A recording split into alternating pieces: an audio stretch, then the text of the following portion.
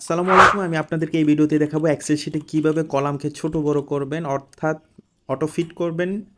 তো প্রথমে আমরা কলাম এ তে লিখেছি নেম অফ ওয়ার্কার। তো এটা ছোট হয়ে গেছে, আমাদের বড় করতে হবে, এই জন্য কার্সর টেনে বড় করে দিয়েছি। এরপর আমরা কলাম বি তে লিখেছি এজ এজ। তো এখানে দেখুন এজের যে লেখাটা আছে সে তুলনায় এটা কলামটা কিন্তু একটু বড়, এই জন্য আমরা কার্সরটা রেখে টেনে ছোট করে দিয়েছি। এরপর আমরা সি কলামে লিখেছি ওয়ার্কার অ্যাড্রেস।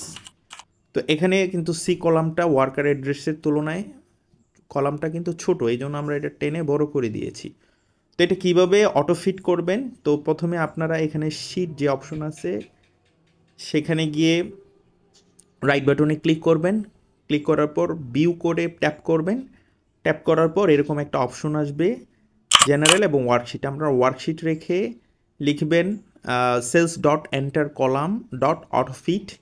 এটা লেখার পর আপনারা পুনরায় আবার এক্সেল শিটে চলে যাবেন। তো সেখানে গিয়ে আপনারা এখানে যাই লিখুন না কেন এটার যতটুকু জায়গা প্রয়োজন ততটুকু নিয়ে নেবে। তো এখানে আমি লিখলাম নেম অফ ওয়ার্কার লিখে এন্টার প্রেস করছি। এরপর আমরা এজ লিখে এন্টার প্রেস করেছি। দেখুন এখানে কিন্তু অটোমেটিক্যালি কতটুকু জায়গা প্রয়োজন সে নিয়ে নিয়েছে। এরপর আমরা লিখেছি ওয়ার্কার অ্যাড্রেস। দেখুন এটা কিন্তু স্পেসটা কিন্তু আরও প্রয়োজন। তো আমরা আবার এন্টার প্রেস করার পর দেখুন ওয়ার্কার অ্যাড্রেসটাও নিয়ে